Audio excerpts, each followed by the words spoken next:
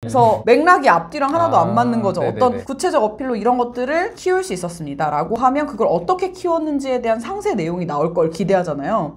30만 취업 준비생들을 책임지는 취업장인 취준마입니다.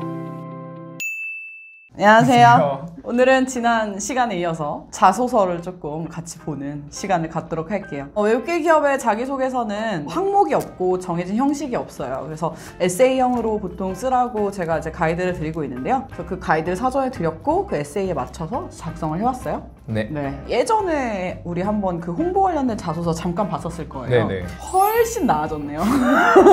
상태가 너무 많이 좋아져가지고 그때 피드백 받은 내용도 좀 많이 반영이 된 것 같고 잘 찾아서 잘 쓴 것 같아요. 어떻게 잘 연결을 하려고 했던 노력들도 잘 보이고 해서 일단 되게 만족스러웠어요.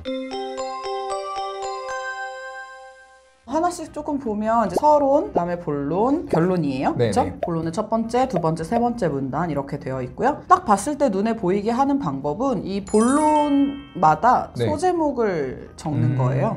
뭐를 어필하려고 하는지 눈에 확 보일 거고요. 지금 맨 위에 이거는 이제 저한테 보여주려고 작성을 해온 것 같은 네, 맞죠? 그래서 지금 여기서 커뮤니케이션 능력, 데이터 분석력, 그 다음에 시장 수요 예측 능력을 쓰셨나요? 기업 분석은 필요 없고요. 혁신이나 아이디어, 도전 정신 이런 그 키워드들 전부 다 어떤 직무도 다 통용되는 그런 역량에 속하기 때문에 저는 보통 자기소개서에는 직무 역량에 포커스를 많이 하라고 얘기를 해요. 어차피 문단을 3개 정도 쓰면 역량 3개 정도밖에 어필을 못하는 거잖아요. 그래서 나머지 뒤에 거 잘 날렸고 본인이 그렇게 해와서 너무 괜찮았어요. 그래서 앞에 있는 이 3개가 가장 주요한 직무 역량인데 그런 부분을 잘 살린 것 같아요. 일단 본론부터 하나씩 볼게요. 저는 어떤 게 조금 아쉬웠냐면 첫 번째 본론의 시작을 할 때 무역 전공 어필이 없었어요.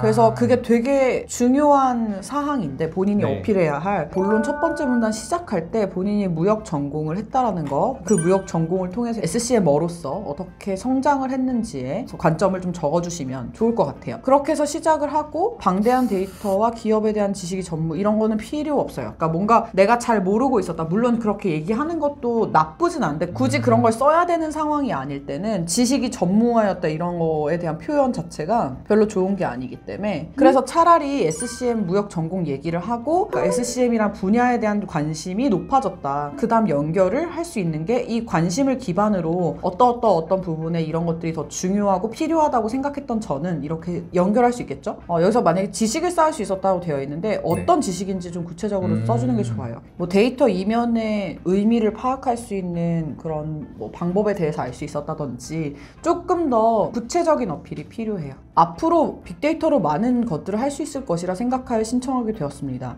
이 문장이 약간 어떤 느낌이냐면 그 옛날에 그 수능 볼 때 다음 문장들 중 관련이 없는 문장 하나를 고르시오에 딱 그 느낌이에요.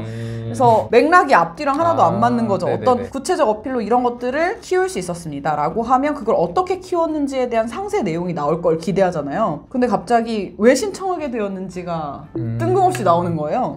그래서 아니면 이게 차라리 앞으로 왔어야 맨 앞에. 그래서 일단 그냥 지워버릴게요. 이 부분은. 그리고 왜 신청했는지에 대한 이유도 너무 일반적이에요.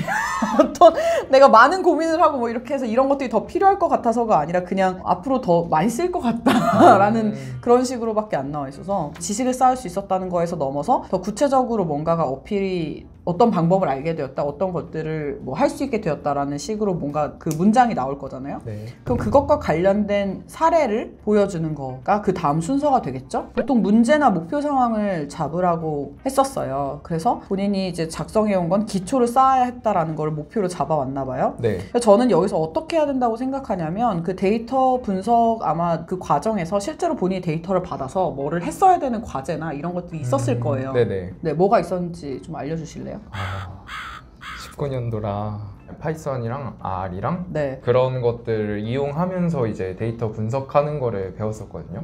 거기서 이제 카페 메뉴 만들고 이제 그거를 주문 받으면은 이게 데이터가 쌓여서 월 베스트 탑3 뭐 이런 거를 만드는 게 지금 기억이 나네요. 생각해보니까 주제문이 딱히 없었군요. 만약에 잡는다고 했을 때 때 특히 과정 중 진행되었던 뭐 ABCD 과제에서 이런 지금 내용이 없으니까 내가 이렇게 브로드하게밖에 말을 못하겠어요. 네. 주제문이 두 번째로 들어가야 되는데 문단 전체를 요약하고 뒤에 영양 패러프레이징을 해줘야 돼요. 네. 문제 상황을 설정하는 게 가장 편하다고 얘기하거든요. 네. 문제 상황이라는 건 왜 문제, 뭐가 문제, 어떻게 문제, 얼마나 문제가 한 문장 안에 다 나와야 된다는 거예요. 그리고 문제 상황을 보통 설정을 못하겠다라고 얘기를 많이 하는데 그냥 쓰레기 떨어져 있을 때 저걸 안 치우면 어떻게 될까를 생각하면 문제 상황이 될 수 있거든요. 네. 그럼 예를 들어서 데이터를 가지고 월베스트를 뽑아야 되는데 데이터 양이 너무 적었다든지 아니면 너무 많았다든지 아니면 그 사이에 이제 카페 메뉴랑 뭐 가격이랑 합쳐져서 이걸 구분하는 것 자체가 힘들었다든지 뭔가 그런 것들이 조금 나와주는 게 필요해요. 그러니까 좀 더 구체적으로 가야 된다는 거죠. 맞아요. 그래서 문제랑 상황 설정을 하고 나서 그 다음부터 그럼 이제 어떤 생각을 했는지가 필요해요.